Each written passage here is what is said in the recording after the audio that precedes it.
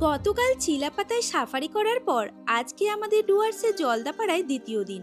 আর আজ আমরা করতে চলেছি জলদাপাড়ার প্রধান আকর্ষণ এলিফ্যান্ট সাফারি। সাথে থাকবে জলদাপাড়ার ইভিনিংয়ে জিপ সাফারিতে লেপার্ড, বাইসন, জংলি হাতি আরও অনেক কিছু দেখার দুর্দান্ত অভিজ্ঞতা। থাকছে আরও অনেক বেশি এন্টারটেনমেন্টও। তাই পুরো ভিডিওটা দেখতে থাকুন। আশা করি আজকের ভিডিও অনেক বেশি ইনফরমেটিভ হবে, যাতে আপনারা পরবর্তী সময় ডুয়ার্স ভ্রমণ খুব সহজভাবে করতে পারবেন। আর ভিডিওটা ভালো লাগলে সাবস্ক্রাইব এবং ছোট্ট লাইক করতে একদম ভুলবেন না। মীনাক্ষী, প্রিয়দর্শিনী, চম্পাকলি, সুন্দরমণি, এরকম চারটে কিন্তু হাতি আছে। Good morning from Holong eco village resort.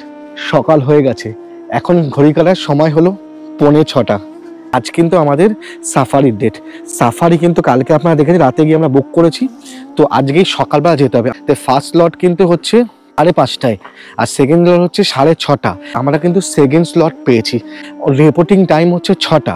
সেক্ষেত্রে আমাদেরকে ওই দিন 6টার মধ্যে পৌঁছে যেতে হবে একদম গেটের কাছে। রিসর্ট থেকে গাড়ি বুক করে দিয়েছে, তাই জন্য আমরা গাড়ি নিয়েছি। আর গাড়ি বাবদ খরচা পড়ছে 900 টাকা মতন। জলদাপাড়া হাতি সাফারি করতে হলে আপনাকে সাফারির গেট পর্যন্ত আসতে হবে। সেই ক্ষেত্রে আপনি যেই হোটেলে থাকবেন সেখান থেকেই গাড়ি বুক করে নেবেন। সেই গাড়ি এন্ট্রি গেটে পারমিশন করিয়ে আপনাকে হলং সাফারির গেটের সামনে নিয়ে যাবে। বলে রাখি, এখানে গাড়ি ছাড়া অটো বা টোটোর প্রবেশ নিষিদ্ধ আছে। এটা কিন্তু হচ্ছে জলদাপাড়া ন্যাশনাল পার্কের কিন্তু গেট। এটা হচ্ছে এন্ট্রি গেট। আর এই সামনে দেখুন সমস্ত গাড়িগুলো কিন্তু এসেছে। এই গাড়িগুলো এই ভেতরেই কিন্তু যাবে। তার আগে এখানে কিন্তু অফিস আছে, সেই ট্যুরিস্ট রিসেপশন কাউন্টার বলে আছে। এইখানে এসে কিন্তু যে কালকে যে আমাদের যে টিকিটটা বুক হয়েছিল, সেই টিকিটটা কিন্তু ওখানে দেখাতে হবে। তাতে একটা অরিজিনাল ডকুমেন্টস আপনাকে শো করতে হবে। আর এটা এই ভেতরটাই কিন্তু হচ্ছে জলদাপাড়া, যেখানে আমরা যাব আজকে আমাদের সাফারির জন্য। চলে গেছে সাফারির এন্ট্রি পাসের দরজা। এখন কিন্তু সামনে দিয়ে কিন্তু আসবে আমাদের গাইড। আপনি আছেন আমাদের গাইড। Good morning. তো এখন কি ভেতরে দেখতে পাবো আশা আছে? আমরা যাই আগে দেখি, সবই তো ন্যাচারাল হ্যাবিটেটে আছে। এখানে গন্ডার, হাতি, বাইসন, হরিণ এইসবই জন্তুরা আছে। দেখতে পাওয়া যাবে কিছু আশা আছে? দেখা যাওয়ার চান্সেস আছে। আচ্ছা চলুন। জঙ্গলে প্রবেশ করতেই দেখা মিলল বার্কিং ডিয়ার এবং বড় একটি ঈগলের। সামনে ঈগল বসে আছে, এপাশ ঘুরে বসে আছে। বর্তমানে জলদাপাড়া ন্যাশনাল পার্কে প্রধান এন্ট্রি গেট ছাড়াও গত বছর সেপ্টেম্বর মাস থেকে শালকুমার গেট থেকেও হাতি সাফারি শুরু হয়েছে। আমরা কিন্তু সাফারি শুরু করেছিলাম মেন গেট দিয়ে। আর আপনারা যদি প্যাকেজের মাধ্যমে কম খরচে আমাদের মতো জলদাপাড়ার পুরো ট্রিপটা করতে চান, সেই ক্ষেত্রে যোগাযোগ করতে পারেন হোলং ইকো ভিলেজ রিসর্টের সাথে, যার ফোন নাম্বার আমি আমার ডেসক্রিপশন বক্সে দিয়ে রাখলাম। আমাদের যেটা হলং এর এখান থেকে হয়, এখানে 4টা হাতি আছে যেটা টুরিস্টদের দেয়। একটা হাতিতে 4 জন করে যায়। 3টা শিফটে হাতি সাফারি গুলো হয়। চলে এসেছি একদম আমাদের যেখান থেকে সাফারি হবে ওই গেটটার সামনে। এই সামনের ফাঁকা জায়গাটা যেটা দেখা যাচ্ছে, এই ছাইগুলো পড়ে আছে, এখানে বাংলোটা ছিল। পুরোটা কাঠের ছিল। ওই পুরো বাংলোতে হচ্ছে 8টা রুম ছিল। 8টার মধ্যে হচ্ছে 5টা টুরিস্টকে দিত আর 3টা ভিআইপি রিজার্ভেশনে ছিল। পুরোটাই পুড়ে গেছে। এখন শুধু এই কিচেন আর ডাইনিং হলটা রয়ে গেছে। এটা একটু গ্যাপ ছিল বলে এটা বেঁচে গেছে। আর বাংলোটা পুরোটাই পুড়ে গেছে। এই লেফট সাইডে এটা হচ্ছে সলপিটটা রয়েছে। হ্যাঁ, যেখানে লবণ দিয়ে রাখে। যত তৃণভোজী অ্যানিমালস আছে, গন্ডার, হাতি, বাইসন, হরিণ, অনেক সময় লবণ চাটতে বেরিয়ে আসে। দিদির ক্যামেরা কিন্তু ধরা পড়েছে লেপারের ছবি। দিদি কেরম একটু দেখান দেখি, জানি না কতটা এখানে বোঝা যাবে। লো লাইটে তোলা হয়েছে, তাই দেখুন লেপার। এর সামনে কিন্তু লেপার একদম। এই যে ছবিটা তুলেছে দেখুন। হাতি চলে এসছে আমাদের। আর এখন যাচ্ছি, এখানে হাতিতে আপনি উঠবেন সেই জায়গাটা কিন্তু যাচ্ছি। আর এখানে প্রত্যেকটা হাতির কিন্তু একটা করে নাম আছে। এই সাফারিটা কিন্তু সব ফিমেল হাতি দ্বারাই কিন্তু হয়। মেল হাতিরা অ্যাগ্রেসিভ হয়, তাই জন্য কিন্তু মেল হাতি দ্বারা কিন্তু কোনো সাফারি কিন্তু হয় না। পুরোটা ফিমেল হাতি দিয়েই হয়। সামনে 4টে হাতি অলরেডি চলে এসছে, ওই যে তার পেছনে পেছনে কিন্তু জিপসিগুলো ব্যাক করছে। এত সামনে থেকে হাতি কিন্তু আমরা আগে কখনো দেখিনি। এসব পোষ মানা হাতি। ভালোই দেখলেন সবকিছু? সামনাসামনি দেখতে পেয়েছেন? একদম সামনে। কি কি দেখেছেন? কন্ডার দেখলাম, বাইসন আর প্রচুর ময়ূর ছিল। ময়ূর প্রচুর। বলে রাখা জরুরি, প্রতি সপ্তাহে বৃহস্পতিবার এবং প্রতি বছর জুন মাসের 15 তারিখ থেকে সেপ্টেম্বর মাসের 14 তারিখ পর্যন্ত জঙ্গল সাফারি বন্ধ থাকে। এই জায়গাটায় 4 জন এরকম করে বসবে, দেখুন 2 জন বসে গেছি, আরো 2 জন কিন্তু আসবে। হাতি ঘুরছে এখন।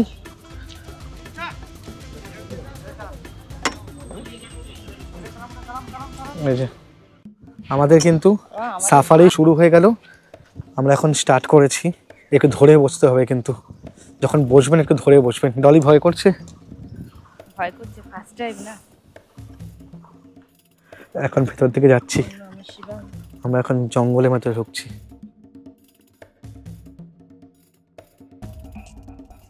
দেখুন সামনে কিন্তু পেখম মেলে ময়ূর দাঁড়িয়ে আছে। এই যে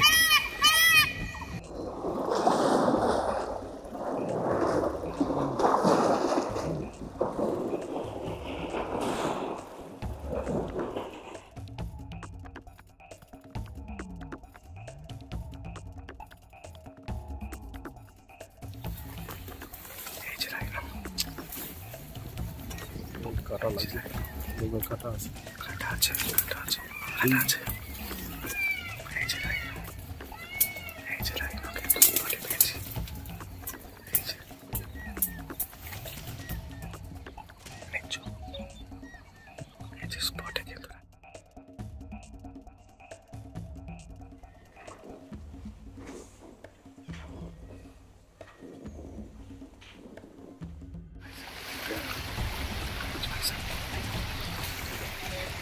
Well.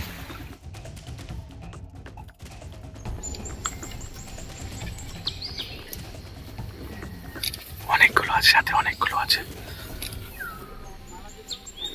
অনেকগুলো আছে সাথে।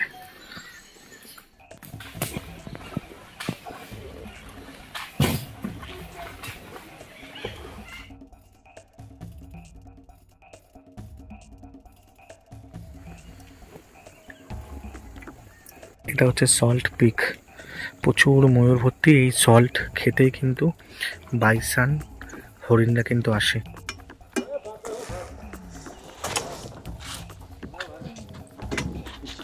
আমাদের শেষ হয়ে গেল, এখন কিন্তু সমস্ত রিটার্নের পালা। তো পরপর সমস্তগুলো কিন্তু এসছে।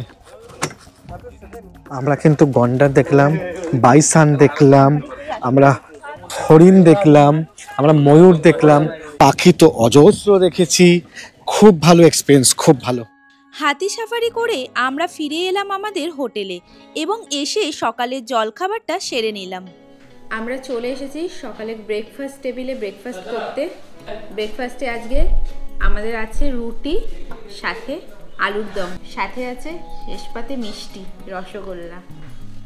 চলুন দেখে নেওয়া যাক এই হোলুং ইকোভিলো রিসোর্টে আর কটেজ গুলো কিরকম। আমরা তো ছিলাম কংক্রিটের রুমে, এছাড়াও কিন্তু এখানে কিন্তু অনেকগুলো কটেজ আছে। কিন্তু কটেজগুলোর প্রতিটা কটেজের আলাদা আলাদা নামে রয়েছে। যেমন এই কটেজটার নাম কিন্তু মাছরাঙা। কটেজে কিন্তু এরকম বিশাল বড় একটা ডবল বেড আছে। বেডের মধ্যে কিন্তু চাদর দেখুন, ধবধবে সাদা চাদর পাতা আছে। 2টো বালিশ আছে, একটা পাশ বালিশ আছে, 2টো কম্বল আছে। সামনেই আছে এরকম বড় একটা মিরর, মিররের নিচে একটা ডেস্ক আছে, টিভি আছে, এলইডি টিভি। তাছাড়াও আছে একটা আলমিরা মতো ছোট, এখানে আপনারা কিছু লাগেজ রাখতে পারবেন। যেহেতু এটা এসি কটেজ, তাই জন্য কিন্তু এখানে এসির ব্যবস্থা আছে, সাথে আছে ফ্যানের ব্যবস্থা। যেহেতু এটা কটেজ, তাই জন্য কিন্তু এটা পুরো উডেন ফিনিশড বাঁশ দিয়ে কিন্তু কটেজটা তৈরি করা হয়েছে। আর আছে উইন্ডো, সামনে কিন্তু উইন্ডো আছে। এই উইন্ডোর সামনে কিন্তু পুরো জঙ্গলটা সামনে থেকে দেখা যাচ্ছে। আসুন বাথরুমটা দেখে নিন। বাথরুমে আছে একটা বেসিন, যেহেতু এটা ইংলিশ টয়লেট, এখানে কিন্তু ইংলিশ টয়লেটের ব্যবস্থা আছে, সাথে আছে গিজারের ব্যবস্থা। 24 আওয়ার্স আপনারা কিন্তু হট ওয়াটার পেয়ে যাবেন। এই পুরো কটেজটা মানে এসি কটেজের ভাড়া কিন্তু 2000 টাকা। আপনাদের আমি দেখালাম একটু আগে 6 নম্বর রুম, যেমন মাছরাঙা। এখন আপনাদের দেখাচ্ছি ময়ূর আর নীলকণ্ঠ। চলুন নীলকণ্ঠটা আগে দেখে নিই কিরকম, তাহলে আপনাদের আইডিয়া হয়ে যাবে আপনারা কোন কটেজে এসে থাকবেন। কটেজটা কিন্তু 5 আর 6 নম্বর কটেজের থেকে আরো বেশি সুন্দর। দেখুন এই কটেজের পুরোটাই কিন্তু উডেন ফিনিশড। কটেজটা খুব সুন্দর লাগছে, আমার ভীষণ ভালো লেগেছে, ভীষণ। এই কটেজে কিন্তু অ্যাজ ইউজুয়াল ওগুলো যেমন দেখালাম, এখানেও কিন্তু ডাবল বেড আছে। এই ডাবল বেডে কিন্তু 4 জন ভালো মতন হয়ে যাবে। 2টো বালিশ আছে, একটা কোল বালিশ আছে, আর বেডের পাশে এই পাশে কিন্তু এরকম বড় একটা সোফা আছে। তার জন্য কিন্তু এই রুমটার ট্যারিফটা একটু বেশি, সেটা হচ্ছে 2200 টাকা। ওইদিকে যে রুমগুলো দেখলেন ওর থেকে কিন্তু এই রুমটা যথেষ্ট ভালো, যথেষ্ট সুন্দর, তাই জন্য একটু বেশি। এই কটেজটা দেখুন আরো বেশি সুন্দর। এই কটেজটা কিন্তু ফ্যামিলি কটেজ। এইদিকে যে বেডটা দেখছেন এই বেডটাই কিন্তু ডাবল বেড, 3 জন হয়ে যাবে। আর এইদিকে যে বেডটা দেখতে সিঙ্গেল বেডে কিন্তু 2 জন ভালো মতন হয়ে যাবে। বাথরুমটা কিন্তু বেশ বড়। এটা যেহেতু ইংলিশ টয়লেট তাই জন্য আমার কথা কিন্তু একটু ইকো হতে পারে, কারণ বাথরুমটা যেহেতু বড় সেই জন্য কথাটা একটু ইকো হচ্ছে। ইংলিশ টয়লেট আছে, সামনে আছে একটা বেসিন, বেসিনের ওপরে খুব সুন্দর গোল একটা মিরর আছে। আছে হট ওয়াটারের ব্যবস্থা, 24 আওয়ার্স কিন্তু আপনারা হট ওয়াটার এখানে পেয়ে যাবেন। সাথে আছে বালতি, মাগ আর শাওয়ারের জন্য শাওয়ারের ব্যবস্থা। একদম সামনে দেখতে পাচ্ছেন এই যে পুরোটা কিন্তু জঙ্গলকে কভার করছে, পুরোটা কিন্তু জঙ্গল। আর এর ভেতর দিয়ে এই যে রাস্তাটা যাচ্ছে, এই রাস্তাটার সামনেই কিন্তু আমরা আমাদের রুমটা দেখিয়েছিলাম কালকে। আর এই সামনেই কিন্তু এরকম কটেজ, আপনাদের ভীষণ ভালো লাগবে। এখানে বসে কিন্তু আপনারা টাইম স্পেন্ড করতে পারবেন। রাত্রির বেলা আপনারা কিন্তু পকোড়া আর চা খেতে খেতে ঝিঝি পোকার ডাক খুব ভালোভাবে শুনতে পারবেন। আর চাইলে 1-2টো হরিণও কিন্তু আপনার কটেজের সামনে এসে ধরা দিতে পারে। সময় মতো দুপুরে 2টো অন্ন মুখে তুলে 2টোর সময় রওনা দিলাম জলদাপাড়া জঙ্গলের উদ্দেশ্যে। আমরা কিন্তু এখন চলে এসেছি আমাদের আজকে বিকেলের এই জলদাপাড়া সাফারি উদ্দেশ্যে, মানে জিপ সাফারি উদ্দেশ্যে। সকালবেলা কিন্তু আমরা করেছি হাতি সাফারি, এখন কিন্তু করবো আমরা জিপ সাফারি। সেই জিপ সাফারির শেষের সাফারিটা শুরু হচ্ছে 3:30 থেকে। তার জন্য কিন্তু টিকিট কিন্তু দেওয়া হবে 3টে থেকে। এখন কিন্তু আর অনলাইন হচ্ছে না, অফলাইনে করতে হলে এখানে নিয়ম হচ্ছে আপনাকে এসে এখানটা কিন্তু বসতে হবে। সমস্ত লোক বসবে, বসার পরে এক এক করে এখান দিয়ে কিন্তু আপনাকে সেই যাবার কাগজটা দেবে, দেওয়ার পর সেটা ফিল আপ করে সাথে কিন্তু অরিজিনাল ডকুমেন্টসের জেরক্স লাগবে, সেটা জমা করতে হবে। তারপরে কিন্তু ওনারা পাস দেবে। তো যখন সাফারি হয় তার 1 ঘন্টা আগে কিন্তু পাসটা কিন্তু দেওয়া হয়। সেক্ষেত্রে তারও কিন্তু 2-3 ঘন্টা আগে কিন্তু আপনাকে আসতে হবে লাইন রাখবার জন্য, না হলে কিন্তু লাইন পাবেন না। প্রতিদিন মাত্র 12টা গাড়ি কিন্তু ভেতর দিকে যায়। জিনিস বলে রাখি, জিপ সাফারি করার জন্য আপনারা যদি 2 জন থাকেন, মানে 2 জন কাপল থাকেন, তাহলে কিন্তু আপনাদের আরও 2 জনের সঙ্গে অ্যাড হতে হবে।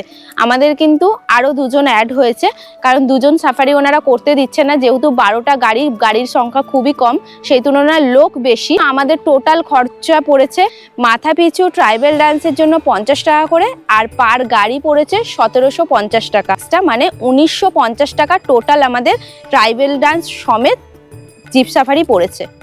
এই জিপ সাফারি কিন্তু টোটাল 4 টাইম হয়।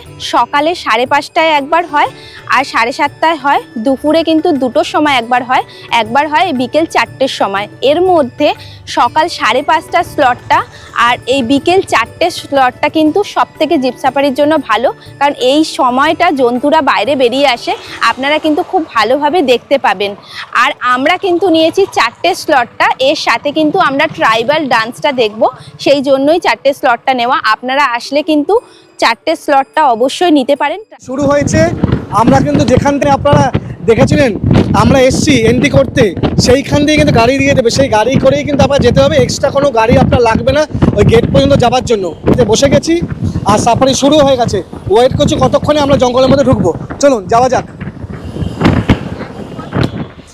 এই যে আমাদের শুরু হচ্ছে, দেখুন এইখানে কিন্তু সকালে আমরা এসেছিলাম আজকে ওই হাতি সাফারি করার জন্য, তাতেও কিন্তু আপনাকে এখানে আসতে হবে, এখানে এসে দেখিয়ে তারপর যেতে হবে।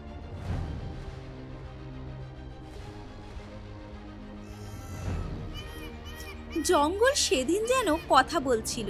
কিছুটা পথ এগোতেই রাস্তার 2 ধারে ঝাঁকে ঝাঁকে ময়ূর। বসন্তের আহ্বানে তারা যেন আপন মনে প্রেম বিনিময় করছে। হাতির বাচ্চা, হাতি, এই যে বাচ্চা, আস্তে আস্তে আস্তে। এটা কিন্তু দেখুন এই ছোট যেটা দেখতে পাচ্ছেন, জঙ্গলি হাতির বাচ্চা, দেখুন সামনে জঙ্গলি হাতির বাচ্চা এই ঢুকে যাচ্ছে, এই দেখুন জঙ্গলি হাতির বাচ্চা। কিন্তু অনেকেই বলেন বিকেলের সাফারিতে নাকি কিছুই দেখতে পাওয়া যায় না। আমরা কিন্তু ঢুকতেই দেখলাম একশৃঙ্গ গন্ডার, যার জন্য জলদাপাড়া বিখ্যাত। ঝোপঝাড়ের মধ্যে আপন মনে ঘাস খাওয়ায় ব্যস্ত। গন্ডার, তার পেছন দিকেই কিন্তু বাইসন আছে দেখুন। এটা দেখার জন্য এইখানে লোকে আসে একশৃঙ্গ গন্ডার দেখার জন্য। দেখুন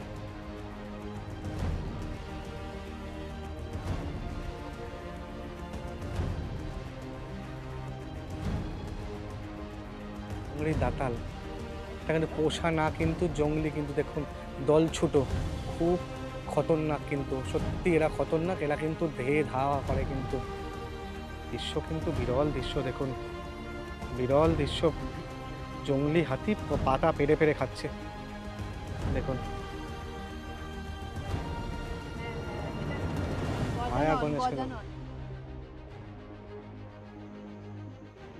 হ্যাঁ পোজ দিচ্ছে, বাহ ভেরি গুড। পোজ দেখাও, একটু পোজ দেখাও, এক দাঁতে পোজ দেখাও।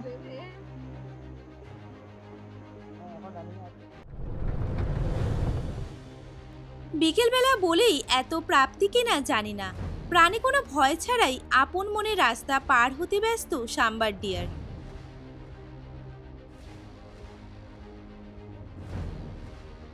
মনের মধ্যে তখন উত্তেজনা, কি জানি কার দেখা পাই। সত্যি বলতে কি বনদেবতা আমাদের নিরাশ করেননি মোটে। ময়ূরের পেখম নাচ থেকে শুরু করে বাইসনের ডাক অবধি কপালে জুটল।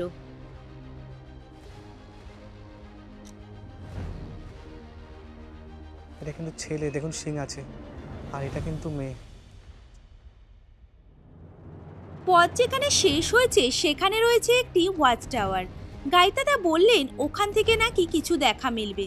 ওয়াচ টাওয়ারে উঠেই দেখলাম সামনেই তৈরি করা আছে সল্ট পিট। ওখানে বন্য জন্তুরা আসে সল্ট খাওয়ার জন্য।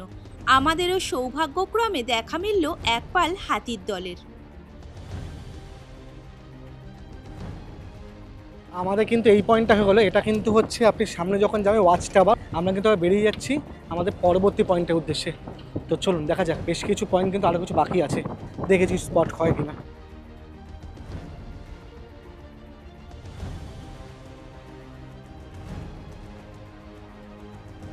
ওই যে দূরে দেখা যাচ্ছে না, ওটা কিন্তু লেপার্ড। ক্যামেরায় কতটা ভালোভাবে আসছে আমরা বুঝতে পারছি না, কিন্তু ওটা কিন্তু লেপার্ড বসে আছে। এটা কিন্তু শালকুমার গেট, দেখুন নতুন কিন্তু এখানেও কিন্তু এলিফ্যান্ট সাফারি শুরু হয়েছে। দুটো হাতিকে দিয়ে কিন্তু এখানে সাফারি করা হয়। এটা কিন্তু 2 নাম্বার গেট। দেখুন কত বাইসন, দেখুন একসাথে বাইসন ভর্তি। দেখুন এত বাইসন একসাথে কিন্তু দেখতে পাওয়া যায় না সচরাচর।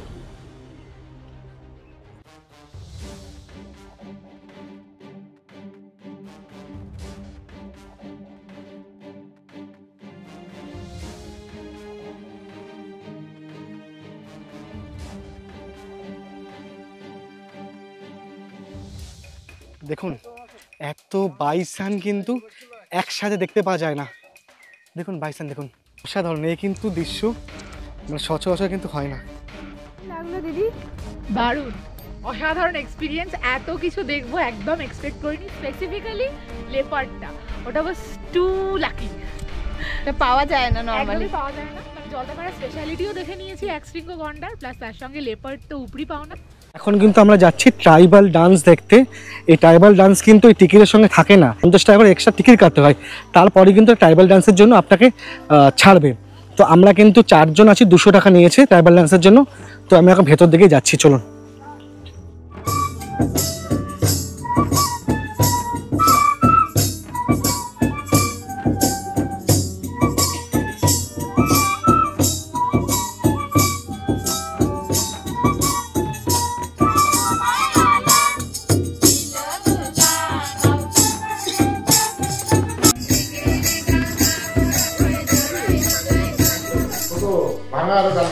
সাফারি করে এসেছি, চায়ের খুব দরকার ছিল, আর চায়ের সঙ্গে টাটা তো লাগেই, সেটা জানেনই। তার জন্য কিন্তু লিকার চা, সাথে অনিয়ন পকোড়া গরম গরম। দেখুন ওফ, জাস্ট জমে গেছে স্ন্যাক্সটা আজকে।